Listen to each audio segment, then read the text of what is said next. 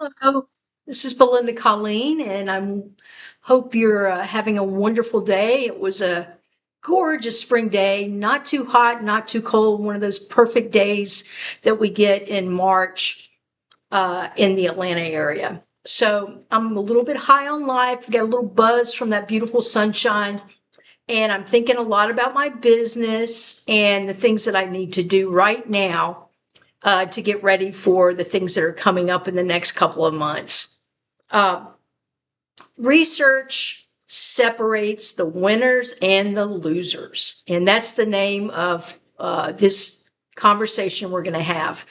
I think that the hardest thing in the beginning is to know what to research, how to research, where do I get my information. I mean, obviously, we can all turn on YouTube, and there's a lot of people lining up to tell us what to do.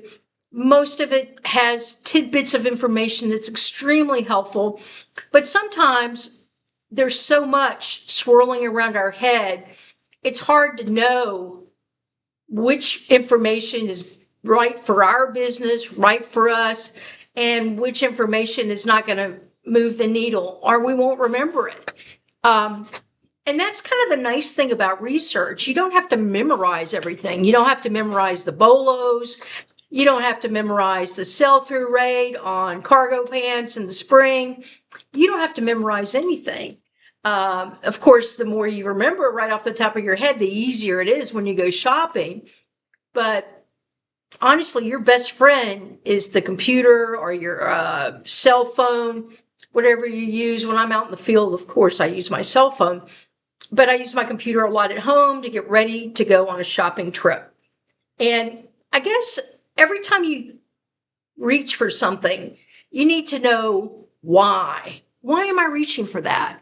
Why do I think that'll make money? And you have to be like a little obnoxious child that just ask why. Every time you do something, why? Have you ever been around a child like that? I have. It's really cute, and then after a while it drives you crazy. But that's how we have to be in this business. And even though it gets better as we get into it more and we've been in it longer, it gets easier and easier and easier. But honestly, you need to always be asking why, because things change a lot. The economy changes, the platforms change, everything changes. The psychology of the consumer changes. Like right now, I mean, we basically went to war, if you're a US person that I'm talking to, yesterday, and it's kind of a shock. And I'm not going to get into politics because I don't want to. But all I know is that you have to think anytime a major world event happens, you need to be thinking about it. Maybe you don't want to dwell on it, because I certainly don't. But it's like, okay, I wonder how this might change people's opinions about shopping, about buying. And I hate to reduce something so important as war to the economy, but you really have to if you're going to be in business. And hopefully this won't last long, but I don't know. I don't know what to think. I don't know what to expect. I've been watching some of the news. I don't like to watch a lot of it because I find myself going down the rabbit hole and getting kind of, like can make me have anxiety sometimes when I watch the news. So anyway, I would recommend that you research often. I mean, all the time. And it can be little mini spurts of research where you just look something up on your phone. And it can be bigger research where you're trying to see patterns and trends. For instance, I research before I go shopping. I think it's great to have a plan before you go sourcing. And I'm talking about, of course, sourcing in person, not online sourcing right now. But have a plan. Are you interested in looking into some new items? Because if you're like me, too many times I'm like, okay, I'm going to go sourcing today. I'm running out of stuff. I need stuff to list. I got to go sourcing. So I run off and start shopping. And when I get in the store, I become overwhelmed sometimes because it's like, oh my goodness, there's so much stuff. What am I looking for? I get into this things where this mindset where I'm just a little bit overwhelmed. So if you have that problem too, what I would suggest is that in certain shopping trips, you say, okay, I'm going to really lean into this item and this item, or this category and this category, because, and know why you're doing it. Maybe in the spring, and just some things I'm doing, I'm thinking about all the cool events that are coming up. People have to dress for them, they have to buy gifts for them.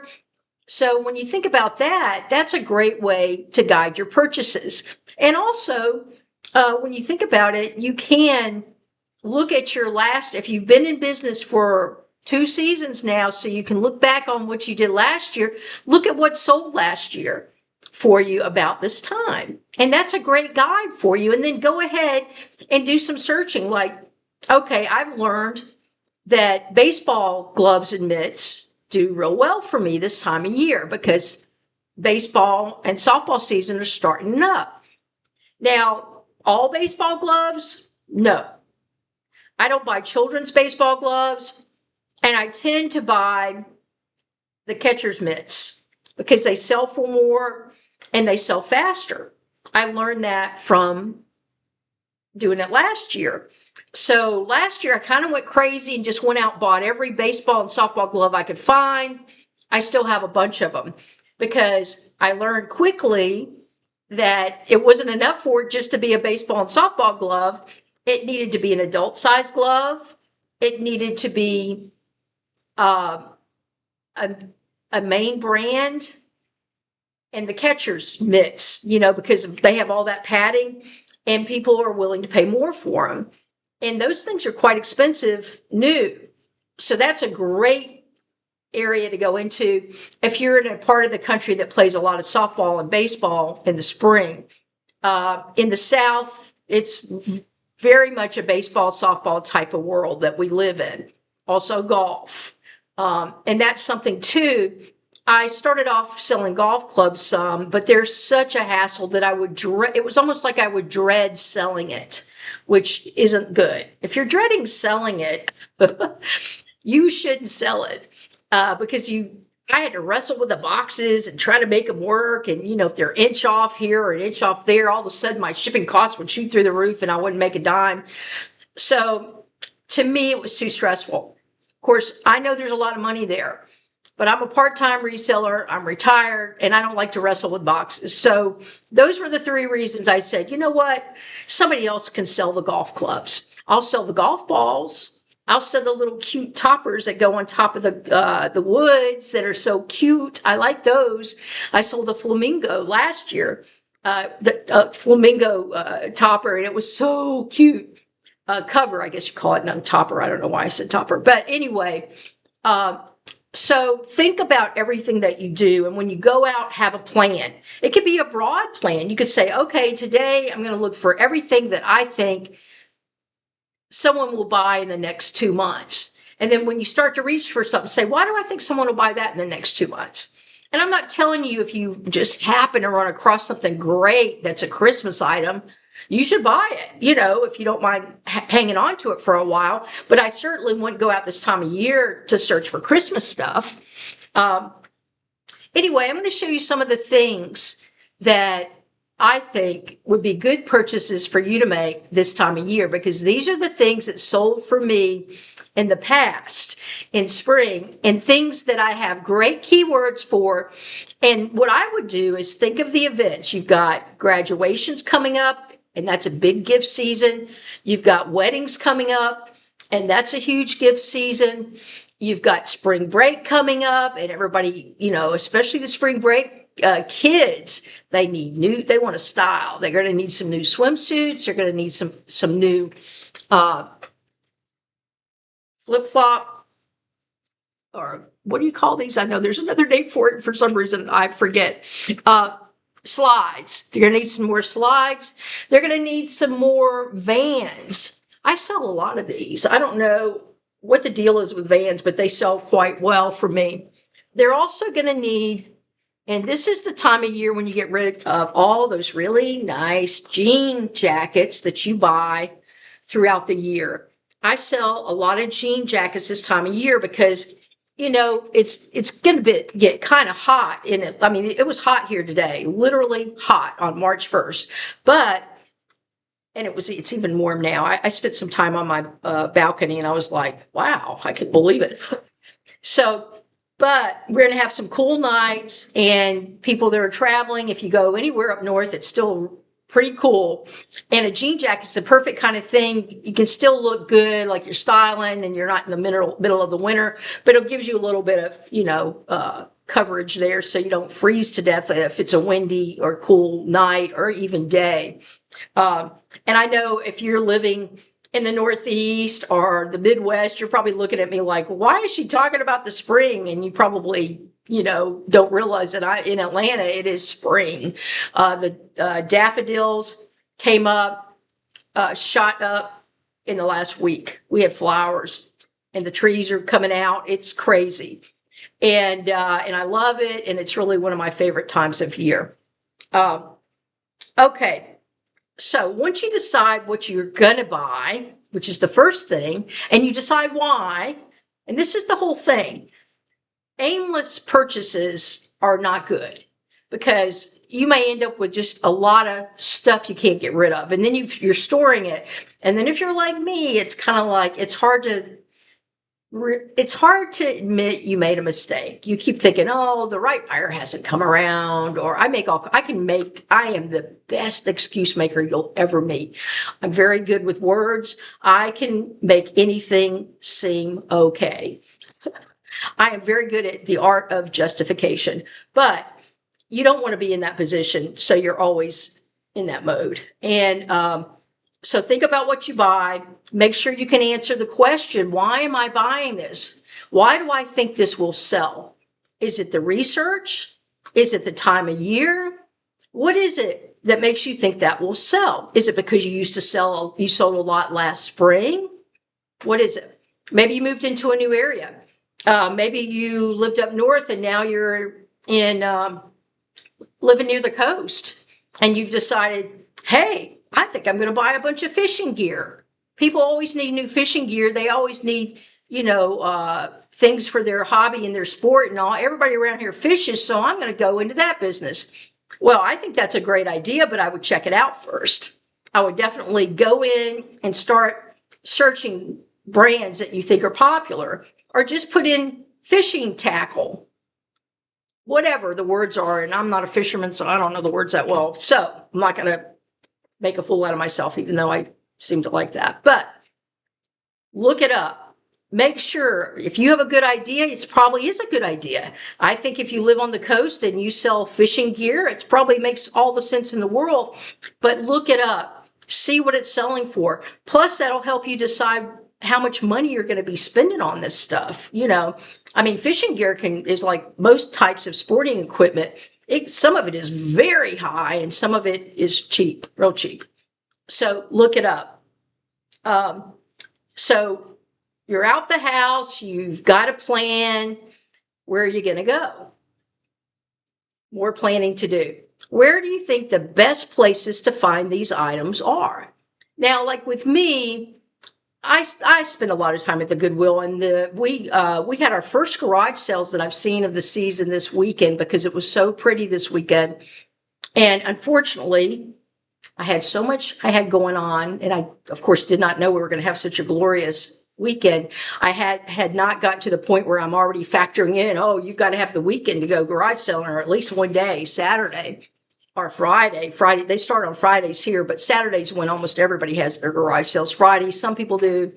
And estate sales, some of them start on Thursday and go Friday and Saturday, and even Sunday, some of them. But anyway, where are you going to go to get what you need? Because just when I decide what I'm going to buy, I know certain stores are better for it than others, just from, being in this area for a while now and checking things out.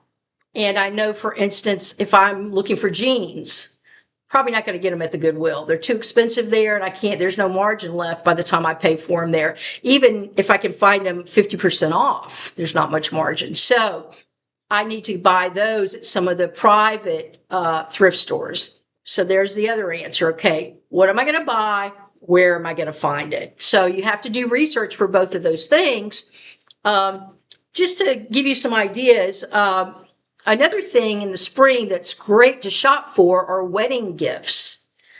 People are getting married, and wedding gifts are a big deal. And believe me, you can find some gorgeous stuff online.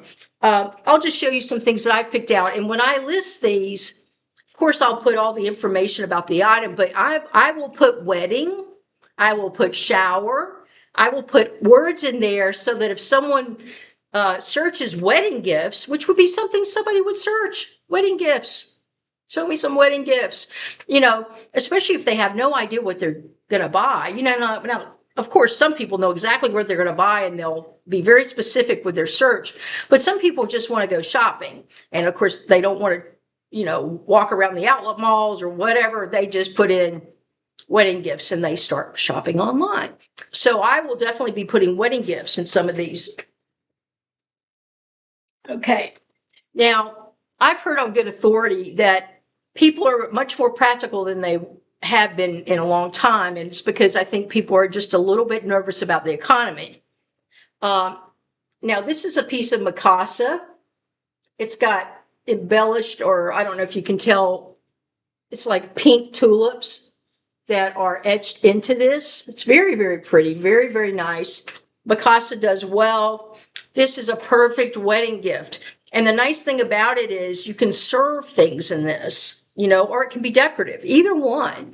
But nice piece of crystal. People love crystal. This is a perfect wedding gift. So, when I put this online, I'll put wedding gift probably towards the end, but it'll be in there. And then, of course, I'll describe what it is and what era it's from, and that type of thing. So here's a wedding gift. Okay, here's another wedding gift.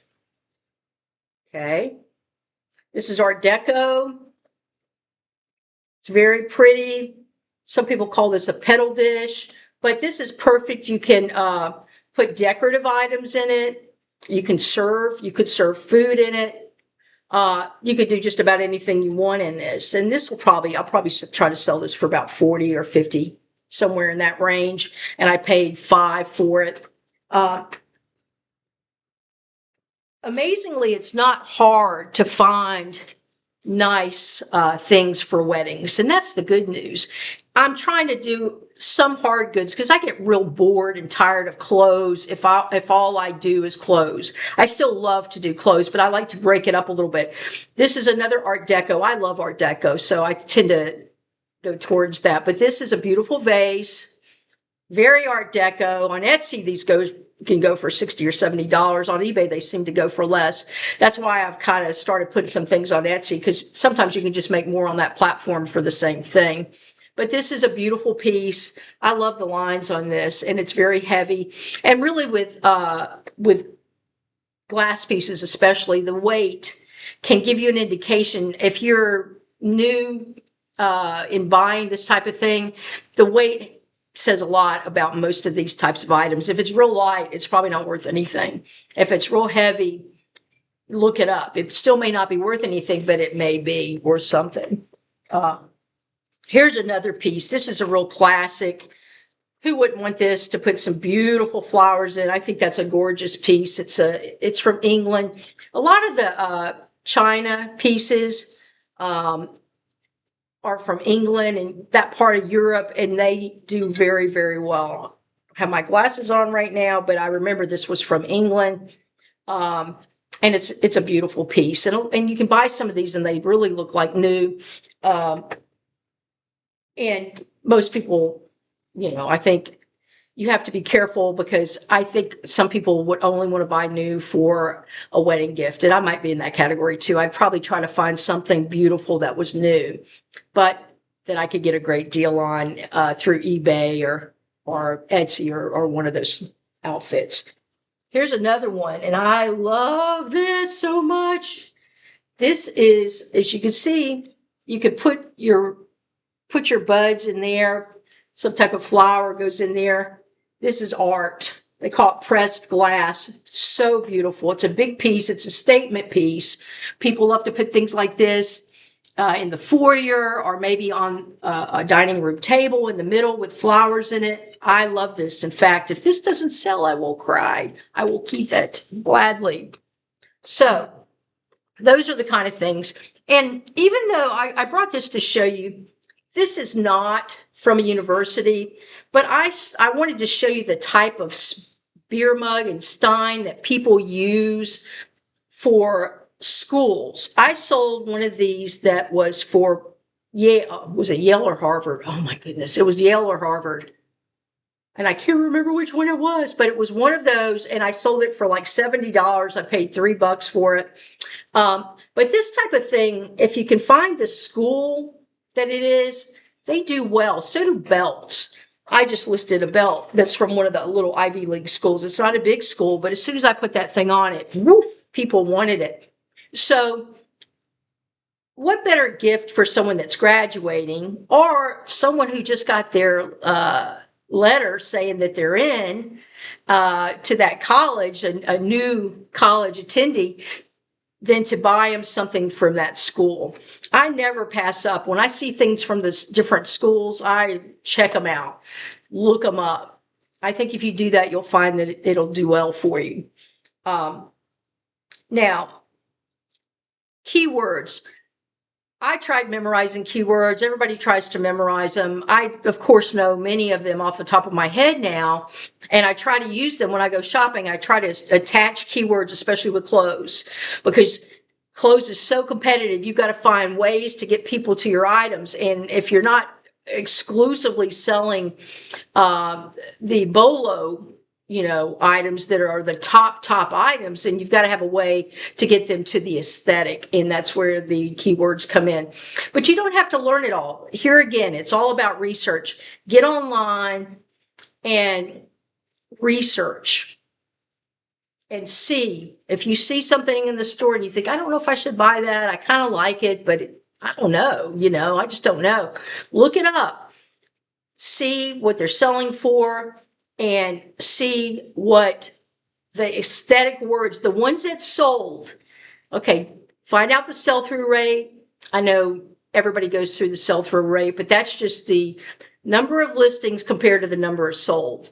And of course, you want the number of sold to be a large percentage. The larger, the better. Some people have a 50% cutoff, but this is over a 90-day period. And you have to keep that in mind in case it's a seasonal item, because then that kind of skews the numbers a little bit. If it's March, here it's March, and you look up the keywords for a pair of shorts, or you just look up the sell-through rate, it's going to be off because nobody buys shorts in the winter. So you may have to dig a little deeper in the research and look up March through May from last year and look up what the sell-through rate was, so you can get a true indication, because you can't look up the sell-through rate for shorts in March and expect it to be a meaningful number that makes any sense to you. Maybe at the end of March it would make more sense, but at the very beginning, first day, second day, a lot of people aren't thinking about shorts yet, or some of them are buying it, but it's not the same as they will in April. It'll be a more meaningful number in March. In August, it's a really meaningful number in July, because everybody needs shorts. But so research everything, and don't worry if you don't know everything. Copy. I mean, what do they say? The best flattery is someone that imitates you. Imitate the people that are doing well. If someone sold a pair of the cargo shorts you have in your hand, what did they use? And look through a lot of the sales, and you'll see a lot of the same keywords in there, and it'll teach you.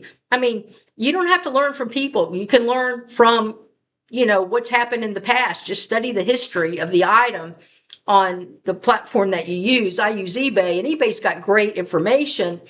And now I'm also selling on Etsy and Depop, and I haven't had a lot of luck there yet, but I just got on there. So I'm just, okay, I remember how it was when I started eBay. It took forever. Anyway, I don't want to keep you tied up on a Sunday night or whenever you watch this, but I enjoyed hanging out with you. I think research will always separate the winners from the losers. So when in doubt, research. Bye-bye.